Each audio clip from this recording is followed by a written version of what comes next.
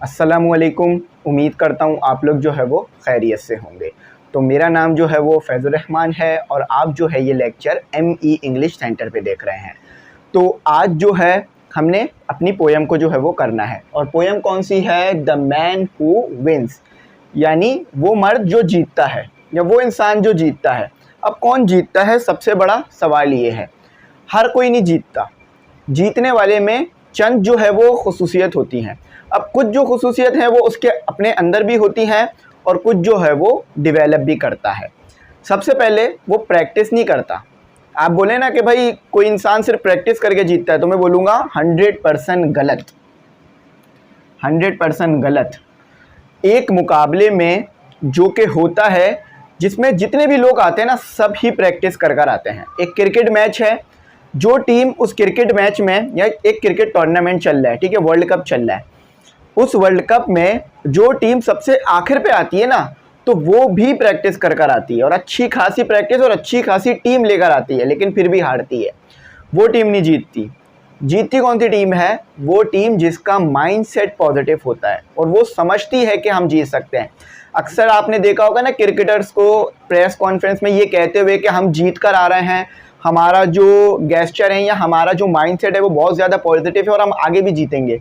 क्यों कहते हैं? क्योंकि वो बताते हैं कि जीतने के लिए माइंडसेट का पॉजिटिव होना इम्पॉर्टेंट है। आप भी जीतना चाहते होंगे अपनी ज़िंदगी में बहुत से मुकाबले, और अपनी क्लास में भी हर स्टूडेंट फर्स्ट आने की ही कोशिश करता है। तो कैसे आएंगे? अपने माइंडसेट को जो है ऐसा रखें कि आप वाकई ही फर्स्ट आ सकते हैं। अगर ये सोच लिए ना कि फर्स्ट नहीं आ सकते, तो वैसे ही नहीं आ सकते, ठीक है। तो चलें पोयम की तरफ बढ़ते हैं। थिंक का मतलब तो पता है, सोचना है। If you think you are beaten, beaten का मतलब क्या होता है? शिकस्त, ठीक है। ये वर्ब है बेसिकली आपके पास। ये शिकस्त जो है आपके पास क्या है? एक वर्ब है और ये थर्ड फॉर्म लिखी हुई है यू आर। अगर तुम्हें लगता है कि तुम हारोगे तो तुम हारोगे, यानी अगर आपने मुकाबले से पहले ही सोच लिया है ना कि भाई मैं हारूंगा, तो समझ लीजिए वाकई ही आप हारेंगे। जैसे कि सोचते हैं ना पेपरों से पास होने से पहले बच्चे कि शायद मैं पास नहीं हो पाऊंगा, तो वो वैसे ही पास नहीं हो पा रहे होते हैं। लेकिन ये तो चीज़ पीछे से डिपेंड करती है ना कि पेपर कैसे दिए थे। लेकिन अगर आप अपने आप को वैसे ही हारा हुआ मान लेंगे तो आप हारे हुए हो जाएंगे। अच्छा, कुछ लोगों का जो है ना कॉम्प्लेक्शन यानी चेहरा अच्छा नहीं होता ना, तो कॉम्प्लेक्शन एंजाइटी कहते हैं इसको। तो कुछ लोगों का चेहरा अच्छा नहीं होता, खूबसूरत नहीं होते, तो वो हमेशा जो है ना क्या करते हैं, उदास से रहते हैं, लोगों से ज़्यादा मिलते नहीं हैं, लोगों में ज़्यादा उठना बैठना नहीं करते। अब वो आपको कोई भी लगता है ऐसा सोचता होगा, तो ठीक है मैं बता रहा हूँ। तो वो बेचारे जो है ना बहुत उदास रहते हैं। क्यों? क्योंकि उन्होंने अपने आप को मान लिया होता है कि वो अगली हैं। अगली यानी बदसूरत हैं, अच्छे नहीं दिखते। यही क्राइटेरिया है लोगों का भाई, कि अगर अच्छे दिखते हो, अच्छी सूरत है, तो अच्छे हो। जबकि अच्छे होने के लिए तो अच्छी सीरत होनी चाहिए, यानी आपको जो है वो मैनर्स आने चाहिए, आपके एथिक्स अच्छे होने चाहिए, अखलाक अच्छा होना चाहिए, ठीक है। अच्छा तो होना चाहिए था अखलाक, लेकिन यहाँ तो अच्छा होता है चेहरा। तो ऐसा मत सोचें, ठीक है, ऐसा मत सोचें अपने आप को। अगर आप वाकई खूबसूरत हैं और दूसरों को समझते हैं कि वो कम खूबसूरत हैं, या अगर आप खूबसूरत नहीं हैं दूसरों को समझते हैं वो ज़्यादा खूबसूरत है, तो ये चीज़ें मत करें, क्योंकि ये चीज़ें इंसान को बहुत ज़्यादा जो है वो डीमोटिवेट कर देती है। अब कोई इंसान है, वो कितना भी बदसूरत क्यों ना है, लेकिन उसके पास दिमाग बहुत अच्छा है, वो एक अच्छा काम कर सकता है कौम के लिए, किसी नेशन के लिए, लेकिन वो नहीं कर रहा। क्यों? क्योंकि वो सोचता है मैं तो खूबसूरत ही नहीं हूँ। तो भाई तुम्हारी खूबसूरती का ताल्लुक तुम्हारे प्रोफेशन से थोड़ी ना है। तुम कोई मॉडलिंग थोड़ी ना कर रहे हो कि अगर खूबसूरत होगे तो ही जीतोगे। तुम तो एक पढ़ाई के शोबे में आगे बढ़ रहे हो, तुम तो एक तालीमी शोबे में आगे बढ़ रहे हो। तुम इंजीनियर या डॉक्टर बनना चाहते हो। इंजीनियर डॉक्टर जितना भी बुरा हो बदसूरत हो, क्या होता है? उसको उसके काम से जाना जाता है। आपने कभी किसी इंजीनियर के बारे में ये सुनते हुए देखा यार वो बहुत खूबसूरत इंजीनियर है, इसीलिए मतलब बहुत खूबसूरत है इसीलिए अच्छा इंजीनियर है? मैंने तो नहीं सुना। अगर आपने सुना हो तो फिर से कंफर्म कीजिएगा। तो खूबसूरत जो है वो इंसान की सोच होनी चाहिए, ना कि सिर्फ चेहरा, ठीक है। हाँ, अगर चेहरा खूबसूरत है तो वो अल्लाह की तरफ से एक नेमत है, तो सिर्फ इसको बुनियाद बनाकर किसी को डिग्रेड ना करा जाए, ठीक है। तो चलिए ये हो गया। अच्छा, if you think you dare not, you don't. अगर तुम्हें लगता है कि तुम कोशिश नहीं कर सकते या तुम जो है वो अपने अंदर हिम्मत नहीं ला सकते, तुम नहीं कर सकते। डेयर मतलब किसी हिम्मत करना, कहते हैं ना डेयर करो, यानी हिम्मत करो। तो अगर लगता है ना ऐसा नहीं कर सकते, तो वाकई ही ऐसा नहीं कर सकते, मतलब हिम्मत ला ही नहीं सकते अपने अंदर, तो हिम्मत नहीं ला सकते। अच्छा, if you like to win but you think you can't. हर कोई जीतना चाहता है। अगर तुम सोचते हो कि अगर तुम चाहते हो जीतना, यानी पसंद है तुम्हें जीतना, लेकिन तुमने सोच लिया नहीं जीत सकते, तो वाकई ही नहीं जीत सकते। अब कंपैरिजन इंसान करता क्यों है? लोग बोलते हैं यार, लोग कहते हैं, दुनिया जो कहती है हम उसी को देखते हैं, ठीक है। हम जो है ना अपनी कामयाबी और अपनी नाकामी लोगों पे रख के देखते हैं। अगर किसी चीज़ से लोग बहुत ज़्यादा खुश हो रहे हैं और हम में वो है, तो यानी हम है कामयाब। अगर किसी चीज़ से लोग बहुत ज़्यादा खुश नहीं हो रहे हैं लेकिन वो हम में है, तो हम है नाकाम। जैसे कि तालीम, अब आपके पास बहुत ज़्यादा है लेकिन आप ऐसे लोगों में उठते बैठते हैं जिनके लिए तालीम कोई ज़्यादा मायने नहीं रखती, तो आप अपने आप को नाकाम समझेंगे। तो ऐसा मत करें, ठीक है। तालीम कामयाबी की असल बुनियाद बनती है, ठीक है। कामयाब इंसान तालीम याफ्ता ज़रूर होता है, ठीक है। तो it is almost certain you want, तो जो आपको लगता है। अब देखें, मैंने यहाँ पर आपको जैसे बता दिया ना, अगर आप अपने आप को कमतर समझेंगे तो ये होगा। अगर आप अपने आप को बेयकीनी, देखें यहाँ पर ये सर्टेन जो है ना वो होता है यकीन, यह यकीनी भी ले लीजिए, वैसे ये यकीन होता है, ठीक है। तो यकीन, तो अगर आपको लगता है ना कि आप में यकीन नहीं है, आप अपने ऊपर भरोसा नहीं कर सकते, तो नहीं कर सकते, ठीक है। तो ये एक स्टैंजा मैंने लिखवा दिया था यहाँ पे, बाकी मैं इधर से पढ़ देता हूँ बुक में से, ठीक है। तो ये तकरीबन बात है कि तुम यकीन जीत नहीं सकते, मतलब अगर आपको लगता है ना नहीं जीत सकते, तो वाकई ही नहीं जीत सकते। अच्छा, एक बात आपको बता दूं, ये आपका है, ये यहाँ से लेके यहाँ तक तो एक स्टैंजा हो गया, ठीक है। और ये जो है आपका है वर्स, ठीक है, ये आपका एक वर्स हो गया, ठीक है। स्टैंजा और वर्स में जो है वो फ़र्क रखिएगा ताकि जो है वो समझने में मुश्किल ना हो। अभी हमने इसकी जो है वो समरी भी करनी है, तो स्टैंजा और वर्स का फ़र्क आपको पता होगा तो समरी करने में आसानी होगी। अच्छा, ये मैंने ई बनाया, ए नहीं बनाया, शायद ये ए लग रहा होगा, थोड़ा सा मिस कर, ठीक है। तो ये आपका हो गया। अच्छा, यकीन में एक नुक्ता और लगा लीजिए, ये हो गया हमारा यकीन। यकीन करें कि इसमें एक नुक्ता और आएगा, ठीक है। तो इसकी हमने समरी करनी है, समरी वैसे ही करेंगे जैसे पीछे पढ़ा है, लेकिन पहले पोयम पूरी कर लेता हूँ। तो समझ गए ना पहले स्टैंजा का मतलब क्या है? पहले स्टैंजा का अगर मैं छोटा सा मतलब बता दूं तो वो ये है कि अपने ऊपर भरोसा रखें और ये ना सोचें कि कुछ नहीं कर सकते। अगर ये सोच लेंगे तो वाकई कुछ नहीं कर सकते, ठीक है। अब आ जाए दूसरे स्टैंजा पे आ जाते हैं। सारा लिखता तो फिर वो बहुत ज़्यादा टाइम लग जाता, तो इसलिए मैं इसको इससे करा रहा हूँ। इसके बाद समरी कराऊंगा इंशाल्लाह, और समरी उसी तरीके से करेंगे जिससे हमने पीछे वाली पोयम करी थी ना, उसी तरीके से, ठीक है। द लिटिल थिंग वाली जो पोयम करी थी। अच्छा, आगे कहते हैं कि if you think you will lose you are lose. अगर तुम्हें लगता है तुम हारोगे तो तुम हारोगे। For out in the world we find, क्योंकि हमारा मुशाहिदा ही है, हमने ये दुनिया में देखा है। मतलब ज़्यादातर वही लोग हार रहे होते हैं जो कि हार पहले ही मान चुके होते हैं। दो तरीके के लोग होते हैं, एक तो मुकाबला करके आते हैं, एक पहले से ही हार कर ही आते हैं, यानी वो अपने आप से ही हार कर आते हैं। अब देखें यहाँ पर बात कितनी अच्छी तरीके से समझ में आने वाली है कि अगर आप ये सोच लेते हैं ना कि आप हारेंगे, तो सबसे पहले आप अपने हाथ से हार जाते हैं, यानी आप में अब कोई जज्बा नहीं है। बस आप मैदान में जाकर बस यूं ही हाथ पांव हिलाएंगे, थोड़ा सा खेलेंगे, कूदेंगे, ख़त्म। ऐसा नहीं है कि आप अगर सोचेंगे कि यार मैं हार गया हूँ तो जीत जाएंगे, ऐसा नहीं है। जीतने के लिए सबसे पहले अपने आप को जीतना पड़ता है, यानी अपने आप को मनाना पड़ता है कि हाँ भाई मैं जीत सकता हूँ। Success begins with a fellows will. कामयाबी जो है वो दिमागी, मतलब कामयाबी जो है वो हमारी सोच से शुरू होती है। अगर जिसको मैं वर्ड टू वर्ड करूँ तो ये है कि कामयाबी पुख्ता इरादे से शुरू होती है। यानी अगर कामयाबी चाहिए, इरादा बनाइए, यानी अगर कामयाब होना है ना तो ये सोच लीजिए कि हाँ मैं कामयाब हो सकता हूँ, ठीक है, फिर कामयाब होंगे। तो एक ही तरह की थोड़ी सी पोयम है ये। It's all in the state of mind. तो ये दिमागी खेल है, मतलब ये दिमागी खेल है। आपने अपना दिमाग बनाना होगा कि हाँ मुझ में कुछ काबिलियत है। अब देखें, मैं कैमरे के सामने खड़ा हुआ हूँ, मैं इतना डरता नहीं हूँ कैमरे को देख के, लेकिन आपको पता होगा कि लोगों को कैमरे का फोबिया होता है। फोबिया यानी वो कैमरे को देख के बहुत ज़्यादा डरते हैं या कैमरे के सामने ज़्यादा अच्छी तरीके से परफॉर्म नहीं करते हैं। क्योंकि उनके अंदर एबिलिटीज़ तो होती हैं, लेकिन कैमरे की खौफ की वजह से वो जो जानते हैं ना उसको भी भूलने लग जाते हैं या नहीं कर पाते हैं। अक्सर मैं स्पेलिंग लिखता हूँ ना, तो कैमरे के फोबिया की वजह से मेरी स्पेलिंग ज़्यादा मिस्टेक करता हूँ मैं, क्योंकि वो होता है कि हाँ कोई बच्चे देख के वो फिर बोले ना कि सर इतनी बड़े लेवल पे आके स्पेलिंग्स गलत लिख रहे हैं। अब बच्चा तो वो बच्चा है तो वो कहेगा, और वो गलत भी नहीं है कि गलत लिखी है, तो भाई गलती तो की है ना, तो अब गलती पर तो तनकीद होगी। तो फिर उसमें क्या होता है कि फिर अगली बार के लिए वो दिल में डर बैठ जाता है कि यार अब अगर दोबारा गलती हो गई तो बच्चे जो है वो बुरा बोलेंगे। तो अब देखें, ऑनलाइन में ये है कि आप अपना फीडबैक दे सकते हैं, अब ऑफलाइन में आप ऐसा नहीं कर सकते, अच्छा समझ में आ रहा है या बुरा वही टीचर है बस, तो ये आपकी मर्ज़ी का काम हो जाता है ऑनलाइन में, एक आपको फ़ायदा।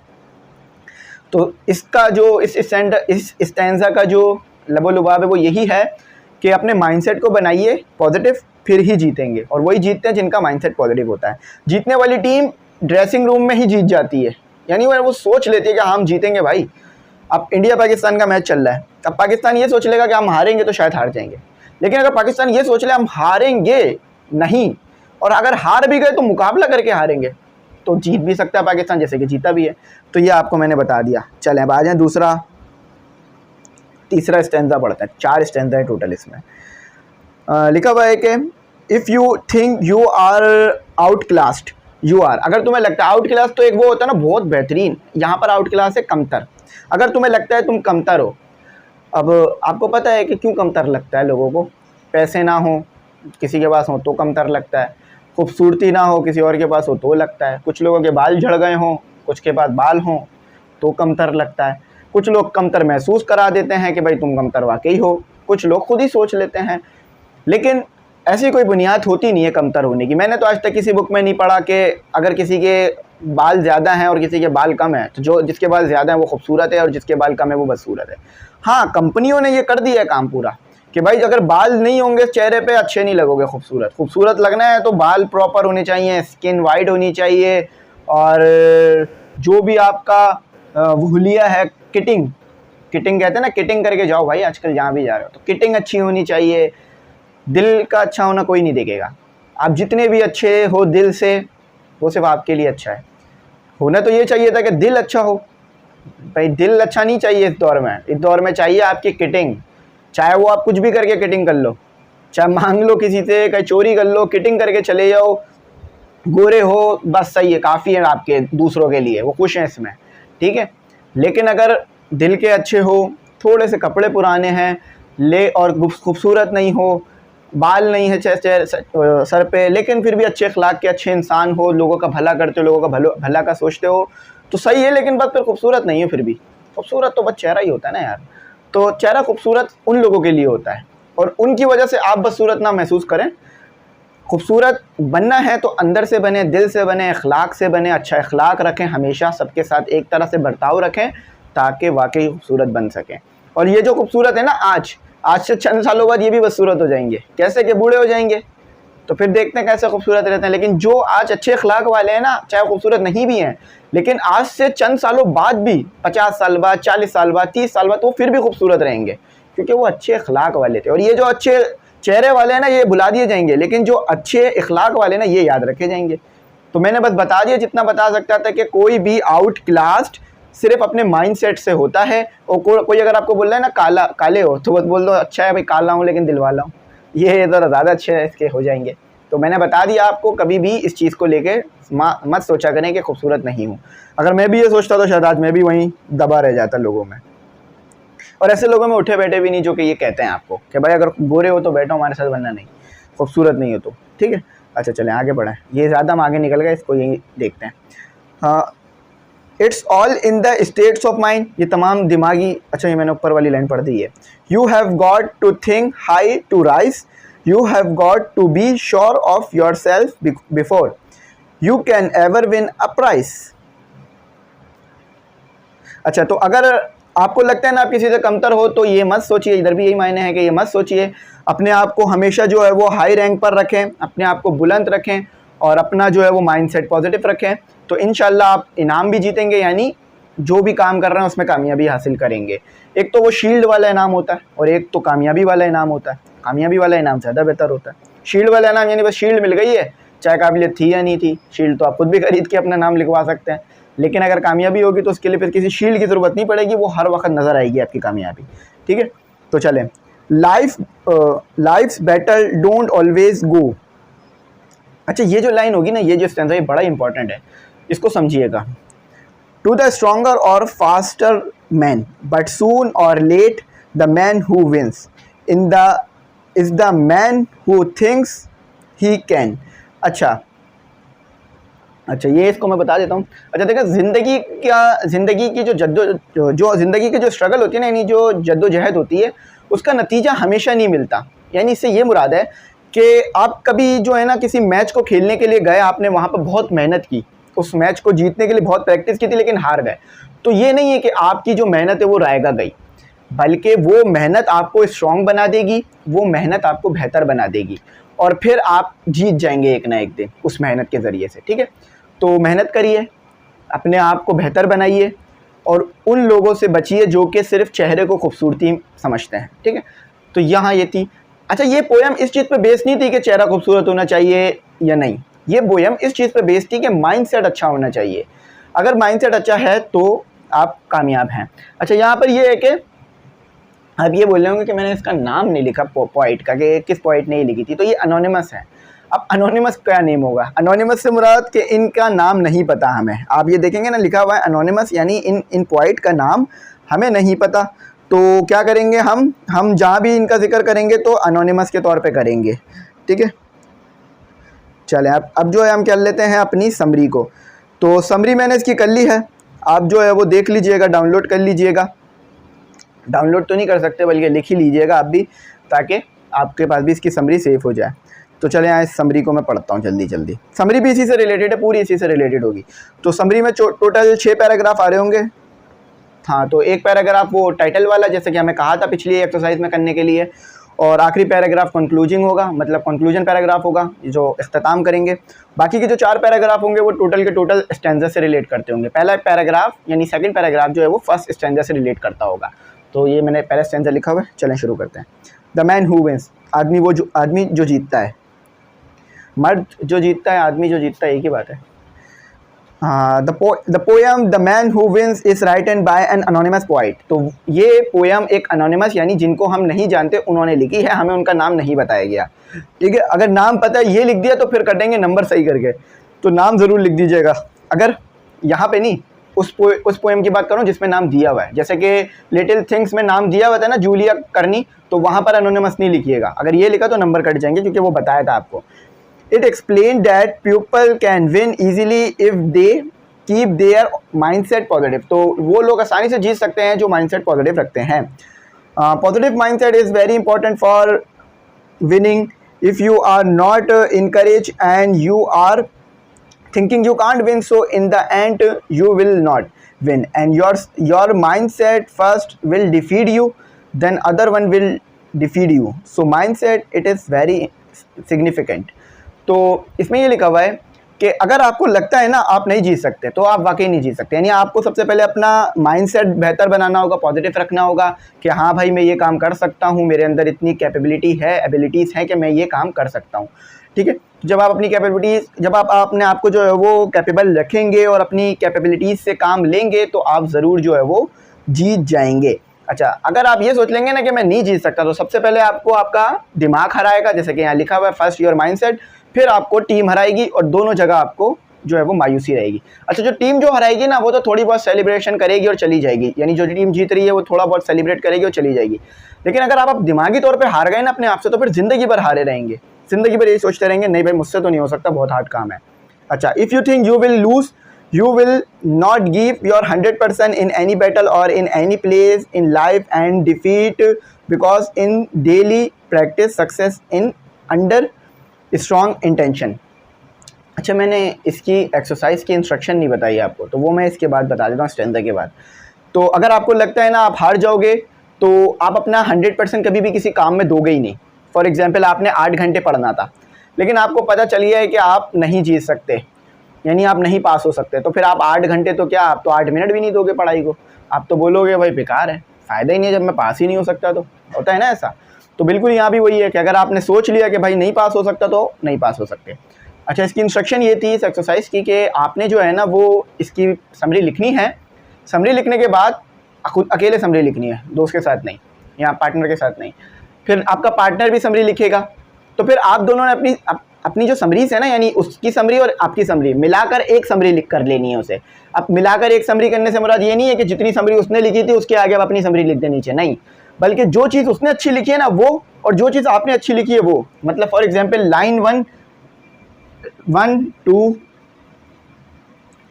3 4, लाइन 1 आपने अच्छी लिखी थी, लाइन 2 उसने अच्छी लिखी, और लाइन 3 जो है ना वो आपने अच्छी लिखी। तो आप क्या करेंगे, अपनी लाइन 1 ले लेंगे, उसकी लाइन 2 ले लेंगे, अपनी लाइन 3 ले लेंगे, ऐसे करके मिला देंगे, ठीक है। क्योंकि स्टैंजा तो मीनिंग सेम ही दे रहा होगा ना दोनों तरफ से, तो इसलिए ये कर सकते हैं। हाँ, पैराग्राफ को मर्ज नहीं करिएगा, ऐसा नहीं करिएगा कि पहले पैराग्राफ में दूसरा पैराग्राफ की चीज़ें लिख डाली ले जाकर, ऐसा नहीं। उसका एक पैराग्राफ लीजिएगा पूरे का पूरा, कुछ चीज़ें नहीं हटाइएगा, और अपना दूसरा पैराग्राफ, और फिर इसे कलर पेपर या कंप्यूटर पेपर पे लिख लीजिएगा, और फिर अपनी क्लास में जो होता है ना बोर्ड होता है जिधर चीज़ें लगाते हैं आप अपना असाइनमेंट लाकर, तो वो वहाँ लगा दीजिएगा, ताकि और भी बच्चे इंस्पायर हों आपके काम से, ठीक है। अच्छा, चैनल सब्सक्राइब कर लीजिएगा, आजकल मैंने सब्सक्राइब करना बोलना ही छोड़ दिया है।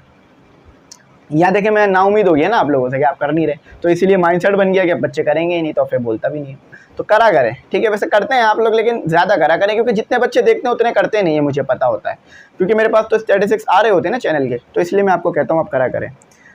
अच्छा, if you are thinking you are inferior, यानी अगर आप सोचते हो कि आप छोटे हो, कमतर हो किसी से, तो if you want to achieve high rank in your life, you think according to it and be confident on yourself and don't compare yourself with other and focus on your work and aim always. तो अगर आपको लगता है आप inferior का मतलब होता है छोटा, INFERIOR, इन्फीरियर, छोटा।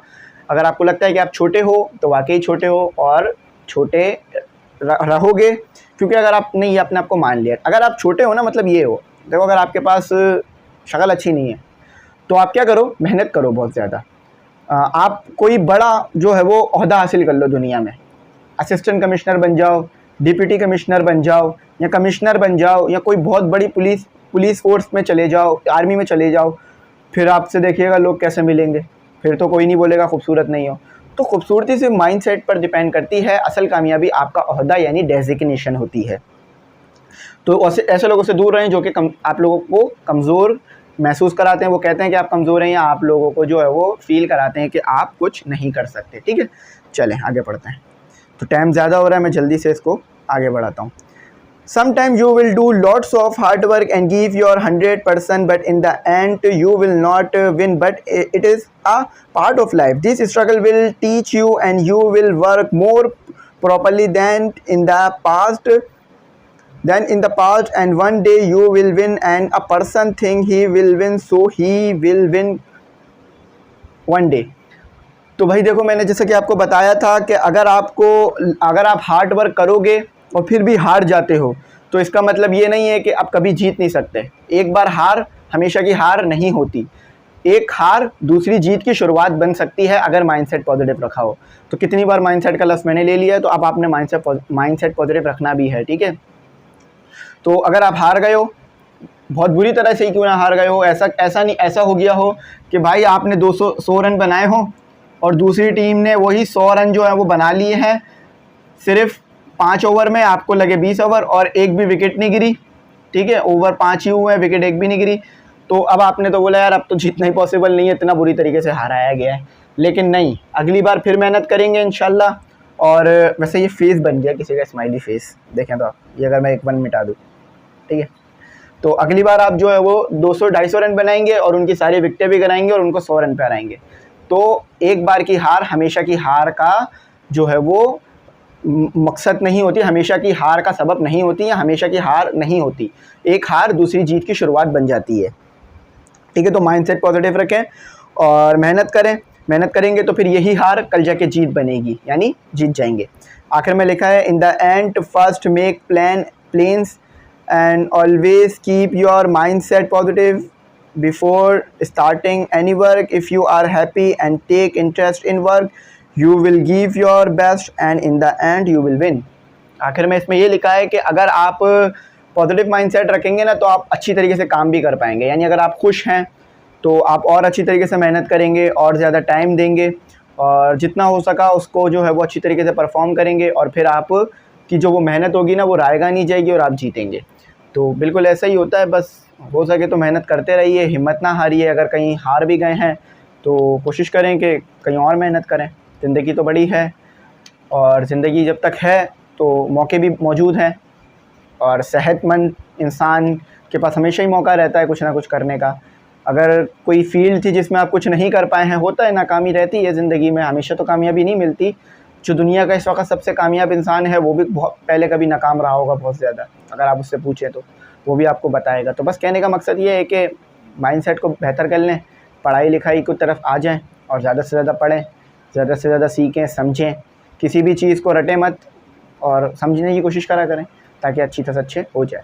मेरी बात समझ में आ गई होगी, अगर कुछ ना आया हो तो पूछ लीजिएगा। Thanks for watching. अल्लाह हाफिज़। कीमती दुआओं में ज़रूर याद रखिएगा।